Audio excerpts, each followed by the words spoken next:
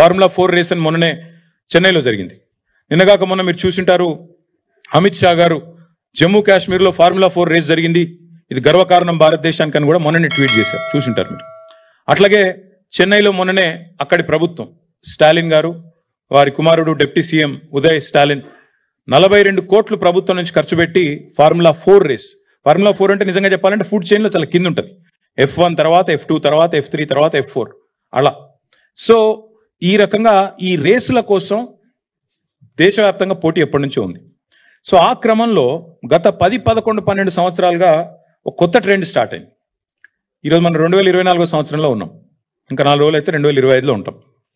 గత 2013-14 నుంచి ఎప్పుడైతే ఐస్ ఇంజన్ పోయి, ఐస్ అంటే ఇంటర్నల్ కంబషన్ ఇంజన్, డీజిల్ పెట్రోల్తో నడిచే ఇంజన్లు, అది పోయి ఎలక్ట్రిక్ వాహనాలు రావడం స్టార్ట్ అయిందో, ఎలక్ట్రిక్ వెహికల్స్ రావడం స్టార్ట్ అయిందో, అప్పటి నుంచి రేసింగ్ లో కూడా ఎలక్ట్రిక్ వెహికల్స్ ని తీసుకురావాలనే ఒక కొత్త కాన్సెప్ట్ తోని ఈ ఫార్ములా ఈ అంటే ఈ అంటే ఎలక్ట్రిక్, ఆ రేసింగ్ స్టార్ట్ అయింది.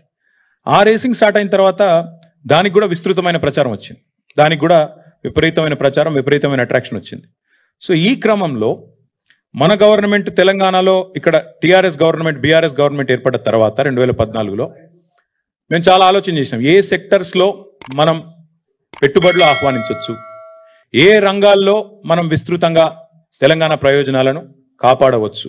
ఆ ఉద్దేశంతో 14 థ్రస్ట్ ఏరియాస్ అంటారు, 14 కీలక రంగాలను ఐడెంటిఫై చేసి మా ఇండస్ట్రియల్ పాలసీలో, ఆనాటి టీఆర్ఎస్ గవర్నమెంట్ ఇండస్ట్రియల్ పాలసీలో 14 రంగాలను ఐడెంటిఫై చేశాం.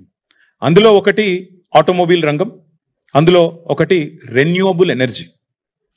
ఆటోమొబైల్ రంగం, అదేవిధంగా రెన్యూవబుల్ ఎనర్జీ రంగం, ఈ రెండిటి కలయికనే ఎలక్ట్రిక్ వెహికల్స్.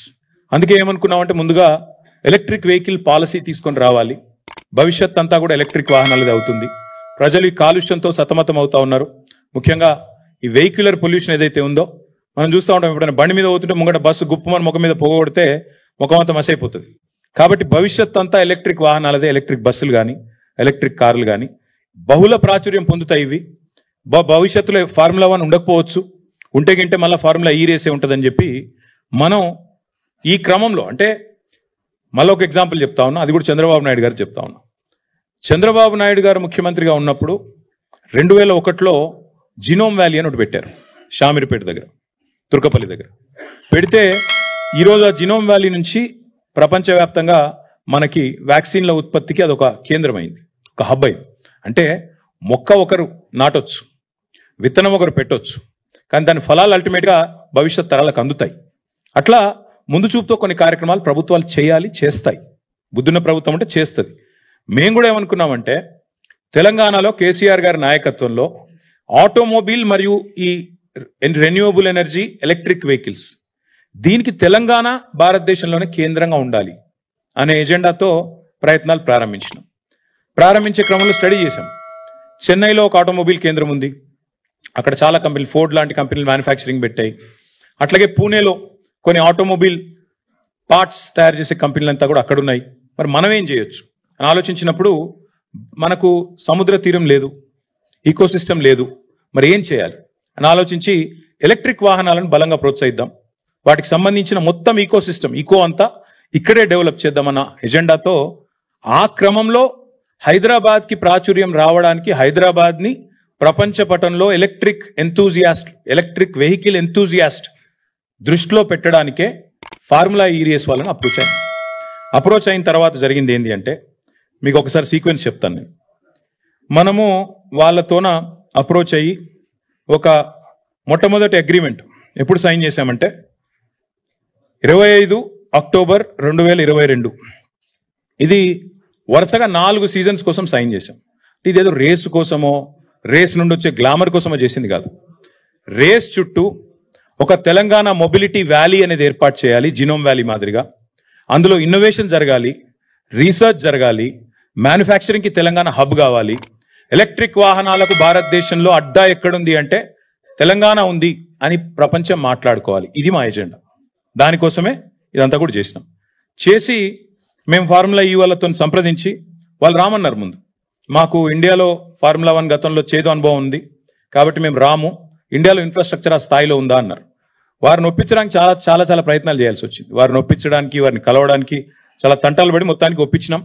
సియోల్ లాంటి నగరాలతో పోటీపడి సాధించి హైదరాబాద్కి, అంటే ఇది భారతదేశం యొక్క ఈవెంట్, ఇది ఒక హైదరాబాద్ ఈవెంటో తెలంగాణ ఈవెంటో కాదు. Formula E was coming to India, and incidentally we were able to get that to our state and our city, Hyderabad. 25/10/2022 రోజు మనం మొట్టమొదటిసారి వారితో ఒక అగ్రిమెంట్లోకి ఎంటర్ అయ్యాం. Between municipal administration department from government of Telangana and వాళ్ళ వైపు నుంచి ఫార్ములా ఈ వాళ్ళు, అదేవిధంగా ఒక ప్రమోటర్. ఎందుకంటే ఈ రేస్ జరపాలి అన్నప్పుడు కొంత ఖర్చు అవుతుంది. ఖర్చు అవుతున్నప్పుడు ప్రైవేట్ వ్యక్తుల్ని భాగస్వాములు చేసి వాళ్ళకు కూడా అడ్వర్టైజింగ్ రైట్స్ ఇచ్చి, ఎందుకంటే 50 కోట్ల మంది చూసే రేసు ఫార్ములా ఈ, కాబట్టి వారికి కూడా ప్రాచుర్యం కలిగే విధంగా, వారికి కూడా లాభం కలిగే విధంగా అడ్వర్టైజింగ్ లో చేయాలని చెప్పి అట్లా ప్లాన్ చేసి మొత్తానికి ఏఎస్ జెన్ అనే ఒక కంపెనీ, గ్రీన్ కో అనే కంపెనీ ఉంటుంది, దాని సబ్సిడరీ, వాళ్ళతోన మనం అగ్రిమెంట్ చేసుకున్నాం. మొత్తం అన్ని క్లియర్ గా రాసుకున్నాం. అగ్రిమెంట్ లో ఏం హేరాఫేరీ లేదు, ఏం నా అగ్రిమెంట్ కాపీ కూడా ఉంది, ఇంకా ఇంత ఉంది, అది అందులో అన్ని ఉన్నాయి. ఒకవేళ గొడవ అయితే ఎడుకోవాలి, ఏ కోర్టుకోవాలి, ఏ ఆర్బిట్రేటర్ కోవాలి, అవన్నీ కూడా అలా రాసుకున్నాం. రాసుకొని ఇది 22 అక్టోబర్లో మనకు ఒప్పందం అయింది. 23 ఫిబ్రవరి 10 అప్పుడు రేస్ కూడా బ్రహ్మాండంగా కండక్ట్ చేశాం. ఒక రేస్ అంటే కేవలం ఆ ఒక్క రోజు కోసం జరిగిన రేస్ కాదు, దాని చుట్టూ ఆ వారం అంతా కూడా మొబిలిటీ వీక్ అని సెలబ్రేట్ చేశాం. అందులో ఇన్వెస్ట్మెంట్లు అనౌన్స్ చేశాం. హ్యుండై 1400 కోట్లు, అమర్ రాజా బ్యాటరీస్ 9500 కోట్లు, ఇంకా చాలా, ఇప్పుడు నాకు గుర్తులేవు కానీ చాలా ఎలక్ట్రిక్ కంపెనీలు వచ్చినాయి. ఆనంద్ మహీంద్రా గారు వచ్చారు. Mahindra racing was a part of it. Anand Mahindra గారు కూడా చాలా గర్వంగా, చాలా గొప్పగా ట్వీట్ చేసినారు, అసలు అద్భుతమైన రేసు మనం ఇక్కడ జరగడం అనేది మనందరికీ ఆనందదాయకం అని. చాలా మంది పెద్దలు కూడా వచ్చినారు. ఇది కేంద్ర మంత్రి కిషన్ రెడ్డి గారు రేస్కి వచ్చి ఆయన మాట్లాడిన మాట మన ఒక స్థానిక తెలుగు ఛానల్తో, పూర్తిగా కేంద్ర ప్రభుత్వ సహకారంతో ఈ రేస్ జరుగుతోంది అని కొంత క్రెడిట్ కొట్టేసే ప్రయత్నం కూడా చేశారు. ఏ పాత్ర లేదు, మను లేదు, కానీ కొంత క్రెడిట్ కొట్టేసే ప్రయత్నం కూడా చేశారు. అనురాగ్ ఠాకూర్ గారు ఆయన వచ్చినాడు. ఆయన కూడా వచ్చి ప్రైజులు కూడా ఇచ్చారు. ఆయన, ఇది అనురాగ్ ఠాకూర్ గారు, అప్పుడు ఆయన కేంద్ర క్రీడల శాఖ మంత్రి. ఇక ఆనంద్ మహీంద్రా గారు, ఇప్పుడే నేను చెప్పాను, Mahindra racing was a part of it. Mahindra group Anand Mahindra గారు చైర్మన్ అండ్ సిఇఓ, వారు కూడా వచ్చారు. వారి రేసింగ్ టీం కూడా పాల్గొన్నది. వారితో పాటు ఇంకా చాలా మంది ప్రముఖ నటులు, చాలా మంది పెద్ద పెద్ద వాళ్ళు, పాపులర్ పర్సన్స్ చాలా మంది వచ్చారు. సచిన్ తెండూల్కర్ గారు, అదేవిధంగా వారితో పాటు చాలా మంది స్పోర్టింగ్ లెజెండ్స్ కూడా వారితో పాటు బాంబే నుంచి, ఇతర ప్రాంతాల నుంచి వచ్చారు. అదేవిధంగా ఇక ప్రపంచవ్యాప్తంగా వీళ్ళంతా పాపులర్ డ్రైవర్స్, చాలా చాలా సూపర్ స్టార్లు. ఇప్పుడు మనకు అర్థం కాదు ఈ స్పోర్ట్, కానీ అర్థమైన వాళ్ళకి తెలుస్తుంది. ఇప్పుడు మనకి ఇక్కడ రామ్ చరణ్లు, షారుఖ్ ఖాన్లు ఎట్లనో, అక్కడ వాళ్ళకు కూడా ఆ స్పోర్ట్ తెలిసిన వాళ్ళకి, ఆ క్రీడ తెలిసిన వాళ్ళకి వీళ్ళందరూ సూపర్ స్టార్లు. అదేవిధంగా చాలా మంది యాక్టర్లు, రాజకీయ దిగ్గజాలు, మన ఇంకా చంద్రబాబు నాయుడు గారి డాటర్ ఇన్ లా బ్రాహ్మణి గారు, ఇంకా చాలా మంది హైదరాబాద్ లోని హూ ఇస్ హూ అందరు కూడా అటెండ్ అయ్యారు ఈ ఈవెంట్ మొత్తం కూడా ఫిబ్రవరి 23లో. అయితే ఈ రేసును ప్రమోట్ చేయడానికి మేము ఏ ఎఫర్ట్ కూడా వదిలిపెట్టలేదు.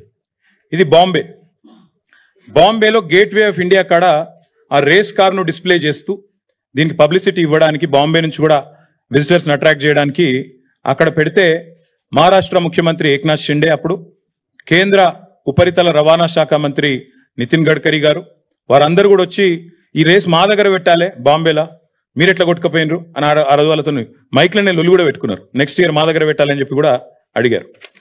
దాని తర్వాత ఢిల్లీలో హర్దీప్ సింగ్ పూరి గారు, క్రికెటర్స్ శిఖర్ ధావన్ గారు, యజువేంద్ర చాహల్ గారు, ఇంకా చాలా మంది ఎంపీ